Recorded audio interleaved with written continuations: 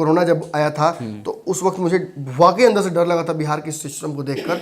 मैंने कहा था कि नीतीश जी, जिस बिहार में बाढ़ और सुखाड़ केवल इसलिए आते हैं, अब प्रकृति नहीं लाती है, मैं आपको खुलेआम बोल रहा हूँ, अब इसलिए लाया। बिहार में सृजन घोटाला हुआ है जी। इसी बिहार में नीतीश कुमार के अपने मंत्री कहते हैं कि नल जल घोटाला, नल जल जो योजना है ये सबसे बड़ा घोटाला का अड्ड है। तो इस हिसाब से ये तो स्थापित कर दिया उस जांच एजेंसी ने भी, और राज्यसभा में भी चर्चा हो गई। और जब इस बात पर भाजपा को घेरा गया तो भाजपा के लोगों ने, चाहे जो केंद्रीय स्वास्थ्य मंत्री हो या जो भी हो, सभी ने ये बात कह दी कि जांच होगी। नमस्कार, मैं हिमांशी कुमार, आप देख रहे हैं भारत लाइव। पंचनामा के इस खास शो में आप सभी का बहुत बहुत स्वागत है। इस शो में डॉक्टर नमन मिश्रा, जो हमारे संपादक हैं, खबरों की चीर फाड़ करते हैं, उसे ऑपरेशन करते हैं और एक खबर को अलग अलग एंगल से, अलग अलग पर्सपेक्टिव से देखने की कोशिश करते हैं। हम बता दें कि बिहार में नीतीश कुमार घिर गए हैं और हाँ, कहा जाता है कि तेजस्वी यादव को बीजेपी का भी सपोर्ट मिल गया है, क्योंकि ना कभी कभी जब मौका मिलता है तो बीजेपी नीतीश कुमार को असहज कराने से पीछे नहीं चूकती है। अब पूरा क्या मामला है और ऐसा क्या है जिसमें तेजस्वी यादव को बीजेपी का साथ मिल गया है, इस खबर के बारे में हमारे संपादक डॉक्टर नमन मिश्रा आपको बताएंगे। सर, बिहार में कहा जा रहा है कि तेजस्वी यादव को बीजेपी का सपोर्ट मिल गया है, पूरा मामला क्या है? देखिए, ऑब्वियसली कल तेजस्वी यादव ने ट्वीट किया था जी। हमने उस ट्वीट को बहुत प्राथमिकता दी थी, क्योंकि ये ट्वीट केवल तेजस्वी यादव के करने से नहीं है, राज्यसभा में इस मुद्दे पर बवाल होना शुरू हो गया था। जब मनोज झा ने इस मुद्दे को उठाया और तेजस्वी ने ट्वीट कर दिया तो ये स्पष्ट हो गया कि बिहार में टेस्टिंग में कोरोना के कुछ ना कुछ लोचा हुआ है। ऑब्वियसली आप देख रहे हैं कि पूरे विश्व में कोरोना की महामारी आई, सभी जगहों पे परेशान की। हमारे यहाँ ऑक्सीजन सिलेंडर के चलते लोग मर गए। बेसिक जो इम्यूनिटीज़ थी, रिक्वायरमेंट्स थी, हॉस्पिटल्स में नहीं थी। हमारे पास भोजन नहीं था कि हम सब तक पहुँचा सकें। रिवर्स माइग्रेशन हुआ तो बिहार एक्सपोज हो गया। उसके बावजूद आप अगर स्वास्थ्य विभाग, बिहार सरकार ये आके बार बार मुझे कहेगा या इस बिहार के जनता को कहेगा कि नहीं सब कुछ ठीक है, हमारे यहाँ रिकवरी ज़बरदस्त है, हम रिकवर कर रहे हैं, ऐसा कौन सा हम लोग खाना स्पेशल खा रहे थे? ऐसी कौन सी दवाई थी? पूरे विश्व के लोगों को बिहार में ले आइए, कोरोना ठीक हो जाएगा अपने आप उनका। जी, ये बहाने थे। तब भी हमने कहा था कि ये फील गुड करा रहे हैं। ये फील गुड में भाजपा चली गई थी एक बार, अटल बिहारी वाजपेयी थे, फील गुड कराने में, उसमें सरकार गिर गई। और ये फील गुड कराना चाह रहे थे कि नहीं, हमारे यहाँ जो कोरोना उस रफ्तार से नहीं फैल रहा है, हमारे यहाँ लोग उतने मर नहीं रहे हैं। अब समझ में आ रहा है ना क्यों नहीं? क्योंकि आपने टेस्ट ही नहीं किया था, अब टेस्टिंग प्रॉपर्ली नहीं कराए। ऐसे अब देखिए ना, बिहार में सबसे जो महत्वपूर्ण जिम्मेदारियाँ होती हैं वो सबसे अनस्किल्ड लोगों को दी जाती हैं। चुनाव अगर कराना हो तो टर्म एम्प्लॉयमेंट वाले लोगों को भेज दिया जाता है, जगह चुनाव कराइए। शिक्षकों को, जो टर्म शिक्षक होते हैं, उनको भेज दिया जाता है। अगर पोलियो का ड्रॉप पिलाना तो आंगनबाड़ी वालों को भेज दिया जाता है, जीविका दीदी को भेज दिया जाता है। सबसे ज़्यादा रोजगार जो विभाग उत्पन्न कर सकता है उसकी जिम्मेवारी मुकेश सहनी के रहते हुए जीविका दीदी को दे दी है। तो सोचिए, मतलब ये सब कुछ बस ताश के पत्तों की तरह महल बनाया जा रहा है। एक ताश हल्का सा भी हवा के झोंके से हिलेगा, सब गिर जाएगा। और कल लोग राज्यसभा में ये साबित कर दिया गया। और जब तेजस्वी यादव ये बात कहते हैं तो विशेष तो आप बता सकते हैं कि आज क्या हुआ है, क्योंकि इस सब खबर को अच्छे से आपने देखा है। जी, सबसे पहले तेजस्वी यादव ने ट्वीट किया था। एक्चुअली एक अंग्रेजी राष्ट्रीय अखबार है जो काफ़ी विश्वसनीय है और उसकी साख काफ़ी मजबूत है। उसने इन्वेस्टिगेशन किया और 3 अस्पताल के बारे में डेटा दिया। हम नाम बता देते हैं, बरहट है, सिकंदरा है और जम्मू सदर है। बरहट में दिखाया गया कि वहाँ 230 लोगों का एक्चुअली में टेस्ट हुआ है, लेकिन जब कंफर्म किया गया तो मात्र 12 लोगों का टेस्ट हुआ था। बाकी जो नाम थे वो फेक थे, जो नंबर्स डाले गए थे वो फेक थे। आगे सिकंदरा में 208 हुआ टेस्ट, मात्र 43। जम्मू सदर में 150 दिखाया गया, टेस्ट हुआ मात्र 65। एक बात और काफी दिलचस्प है, एक फोन नंबर भी सार्वजनिक किया गया, जिसका नंबर पता है क्या है? 00000। ऐसा भी फोन नंबर है और वही राष्ट्रीय अखबार ने इस खबर को एक्सपोज किया, जिसके बाद दोबारा तेजस्वी यादव ने अटैक किया। तो ये पूरे हालात हैं टेस्टिंग को लेकर। और अगर आप कल के अखबार में देखें तो राष्ट्रीय अखबार के फ्रंट पेज पे ये खबर थी कि पूरे देश में बिहार को पहला स्थान मिला है टेस्टिंग के मामले को लेकर। अवार्ड नहीं मिला था नीतीश जी को। जी, अगर ये अखबार बेचारा नहीं आता बीच में तो नीतीश जी बेचारे को अवार्ड मिल जाता। जी, और फिर हम लोग कहते कि नहीं, हमारा सीएम सबसे बेस्ट है। जी, नहीं, मैं बताता हूँ एक बात आपको।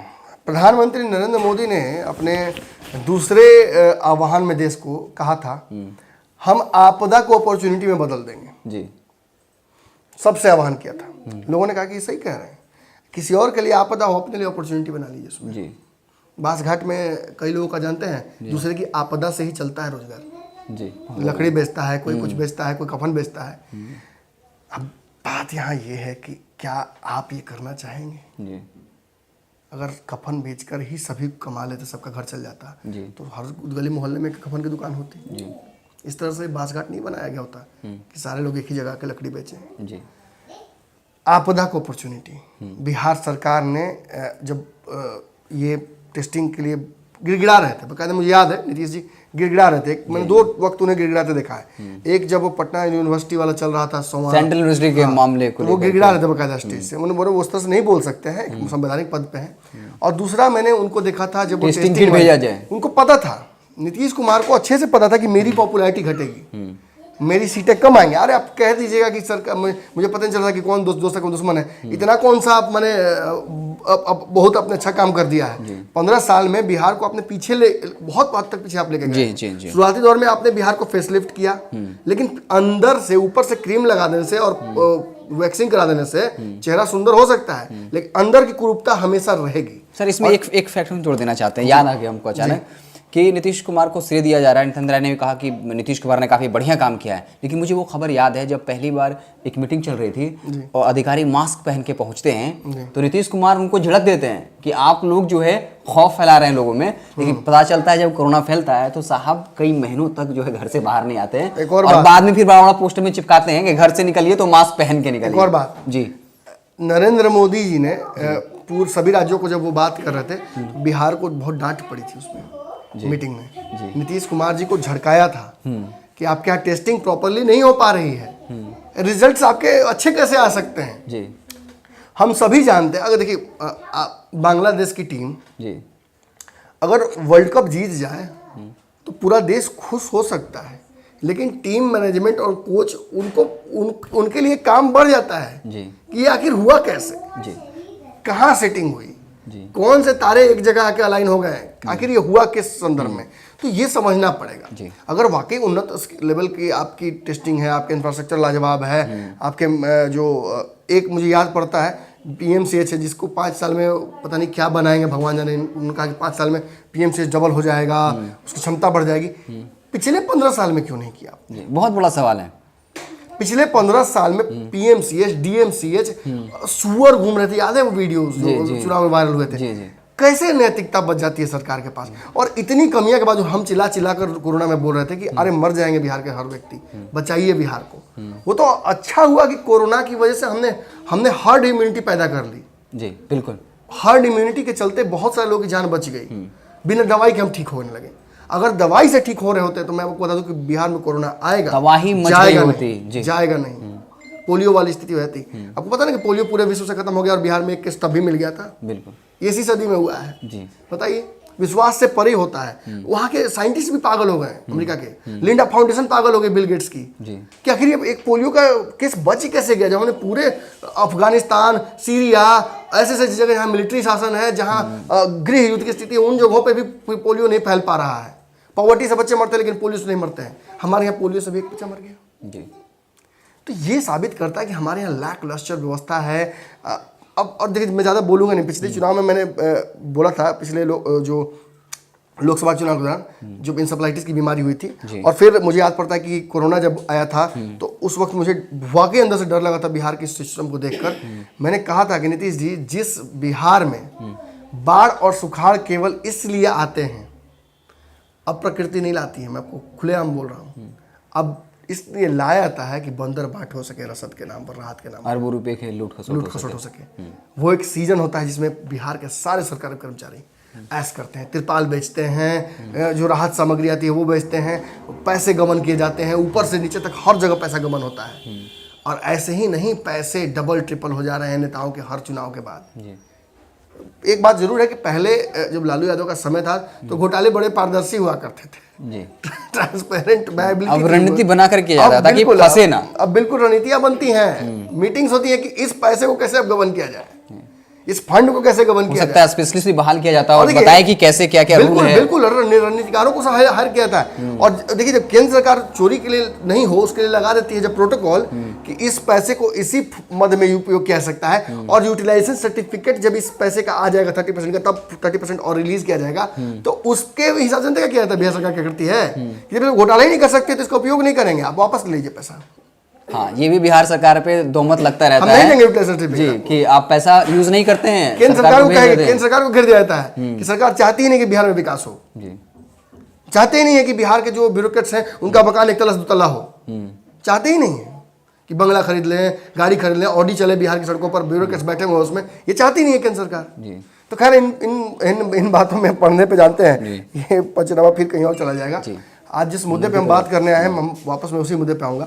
आपने बिल्कुल ये स्थापित किया कि और सर एक और तेजस्वी ने एक बहुत बड़ी बात कही, उन्होंने कहा कि अमित प्रतम शायद उनके सचिव हैं जिनको स्वास्थ्य सचिव बनाया गया, उन्होंने कहा हाँ, तो उन्होंने कहा कि जो टेस्ट रोजाना 10,000 हो रहे थे, 7 दिन में ऐसा क्या होता है कि वो 10,000 1 लाख पे पहुंच जाता है और अगले कुछ दिनों में 2 लाख तक पहुंच जाता है। आपको याद है, मुझे नाम नहीं याद है उनका जी, अमृत प्रत्यय करके नाम नहीं, है। मुझे उनका नाम याद नहीं है, जो यहाँ के जो कोरोना के दौरान वो ट्वीट कर रहे थे जी, सारी जानकारी, जो स्वास्थ्य विभाग के यहाँ पे थे सचिव, वो ट्वीट कर रहे थे और वो डेली आंकड़े बता रहे थे और वो आंकड़े डरावने थे जी।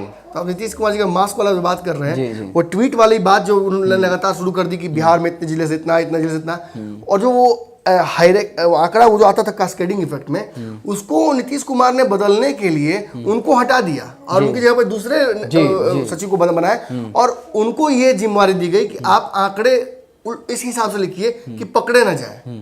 तो याद है 2-2, 3-3 दिन का आंकड़ा एक साथ मिला के दिया जाता था। रिकवरी का आंकड़ा अच्छा, एक सवाल मेरा आ रहा है, हो सकता है इससे जो संबंध न रखता हो, लेकिन अचानक आ गया सोशल मीडिया पे सर, वो जो निर्देश आया था, माफ करिएगा, कि सोशल मीडिया पे अगर आप कुछ लिखते हैं, भ्रम फैलाते हैं, तो आपको जेल जाना पड़ेगा। अब सरकार को जेल जाना चाहिए कि जो मंत्री हैं, क्योंकि आप तो भ्रम ही फैला रहे हैं ना, आप बकायदा उन फेक डेटा का उपयोग कर रहे हैं और लोगों को गुमराह कर रहे हैं, तो आपके लिए इस जगह क्या प्रावधान होना चाहिए? बिहार में सृजन घोटाला हुआ है जी। इसी बिहार में नीतीश कुमार के अपने मंत्री कहते हैं कि नल जल घोटाला, नल जल जो योजना है, ये सबसे बड़ा घोटाला का अड्डा है। मनरेगा में घोटाला होता है, यहाँ स्वास्थ्य विभाग में घोटाला होता है, यहाँ पीडीएस चावल घोटाला होता है, पीडीएस जो विभाग होता है जो बांटता है, यहाँ जो इंदिरा आवास उसमें घोटाला होता है। हमारे पास जेन्युइनली लोग आके प्लीड करते हैं कि देखिए मेरे पास घर नहीं है, जमीन नहीं है, हमको नहीं दिया। मुखिया के पास 3 गो मकान है, उसको एक और लिख दिया।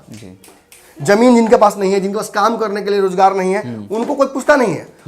और देखिए जिसके पास वाकई जेन्युइनली कमी है संसाधनों की, उसको बिहार में कोई पूछने वाला नहीं है। उससे कहा जाएगा कि आधार कार्ड है आपके पास, फिर आधार कार्ड होगा तो कोई और हजारों बहाने हैं, कोई ना कोई आधार खोज लिया जाएगा, उसको निराधार कर देगा। ये बहुत अच्छा ये व्यवस्था कर ली जाएगी। जी। और जिन व्यक्तियों को पहले से ही भगवान ने बहुत कुछ दे रखा है, ऑब्वियसली नीतीश कुमार की इस डेमोक्रेटिक जो सिस्टम है बिहार का, उन्होंने बना रखा है अपने हिसाब से, उसका वो लूप समझते हैं, उनके लिए कोई दिक्कत नहीं है।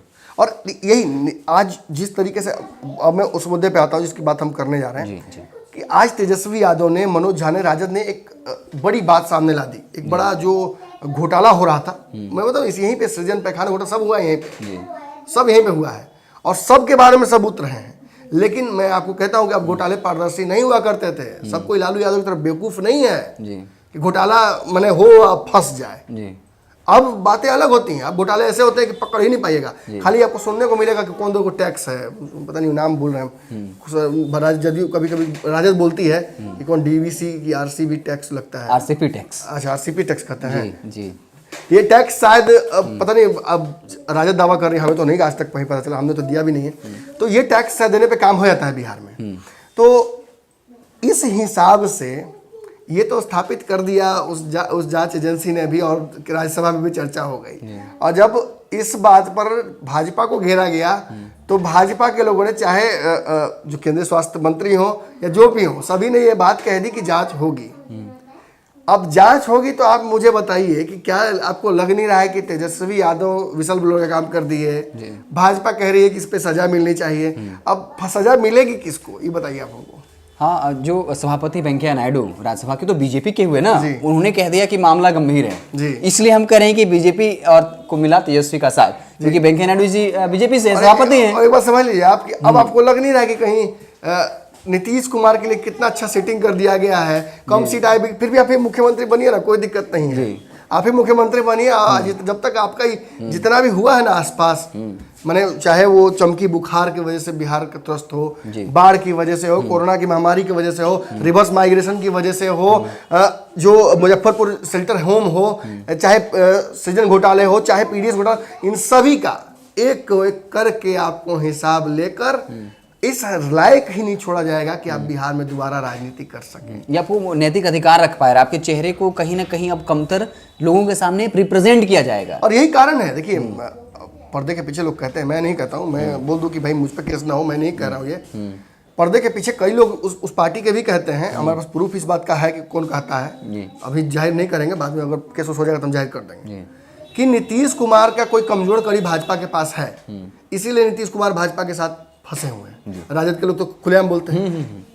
लेकिन अब आपको समझ में आ रहा है कि जिस तरह से जाके कल नतमस्तक हुए थे, आत्मसमर्पण किया था नरेंद्र मोदी के सामने, अमित शाह के सामने, आपको लग नहीं रहा कि ये चीजें कड़ियां जुड़ रही हैं? जी बिल्कुल। अगर जो मैं ब्रेडकम्स की बात करता हूँ, नीतीश जी की बात करता हूँ, आपको लगता नहीं है जो व्यक्ति नरेंद्र मोदी के सामने प्रधानमंत्री बन रहा था, जो व्यक्ति भाजपा को बिहार में भोज को कैंसिल कर देता है, बिहार में भाजपा को जो राष्ट्रीय पार्टी जो केंद्रीय सत्ता में है, बकरी की तरह गर्दन में रस्सी बांध के खूंटा पे बांध देता हो अपने घर के बाहर जी, वो व्यक्ति आज उसी बकरी के अंडर में काम करने के लिए अगर तैयार है, तो मान के चलिए कि वो बकरी नहीं रहेगी, वो बाघ हो गया है।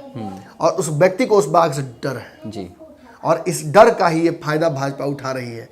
देखिए, हर चालाक व्यक्ति का एक समय आता है जब उसकी बुद्धि काम करना बंद कर देती है। ये वो समय है। ये हाल नीतीश कुमार जी का आज वो फंस चुके हैं। और मैंने कहा था कि तेजस्वी यादव अप्रासंगिक जरूर हो जाएंगे बिहार में कुछ दिनों के लिए, क्योंकि जिस तरह से भाजपा और जदयू का अंडरस्टैंडिंग हो गया है चुनाव तक, बंगाल चुनाव तक के लिए सब कुछ सेटल लग रहा है। लेकिन सेटलमेंट में ही कामनेस में भी एक होता है बड़ा तूफान, समझने और परखने की नजर चाहिए बस। तो ये आज का हमारा पंचनामा शो था, और जैसा नमन सर ने बताया किस तरीके से तेजस्वी को बीजेपी का साथ मिला, क्योंकि तेजस्वी ने बार बार ट्वीट करके ये प्रूफ कर दिया किस तरीके से जो है कोरोना जांच में धांधली हुई है। हालांकि नित्यानंद सपोर्ट में आए थे, कहा था कि भ्रष्टाचार तो राजद के काल में होता था, लेकिन फिर यही मामला राज्यसभा में उठा और वेंकैया नायडू जो बीजेपी के हैं और वो सभापति हैं, उन्होंने क्या कहा आपको पता है कि ये मामला गंभीर है, और स्वास्थ्य मंत्री हर्षवर्धन जी से कहा कि इसकी जांच होनी चाहिए। तो क्या आपको नहीं लगता कि नीतीश कुमार एक्सपोज हो गए कि वाकई में भ्रष्टाचार हुआ है, वाकई में कोरोना डेटा के साथ हेरफेर की गई है? तो इस तरीके से तेजस्वी ने कहीं ना कहीं नीतीश कुमार को घुटनों पर टेकने पर मजबूर कर दिया। तो आप देखते रहे भारत लाइव, हम आपको पल पल की खबरों से लगातार अपडेट करते रहेंगे। अगर ये वीडियो पसंद आई और वह बिहार के राजनीति और बिहारियत से सरोकार रखेनी तो सब्सक्राइब बटन दबा के चैनल के सब्सक्राइब कर ली। ओजे एगो घंटी बा, ओकरा बटन दबा देला से कुल सटीक और मारक खबर रुआ मुफ्त में मिल जाई। अगर रुआ पत्रकारिता के हमनी के नया प्रयोग में सहयोग कर चाहतानी तो ज्वाइन बटन दबा दी। पेटीएम नंबर नोट कर ली 9386816700। धन्यवाद।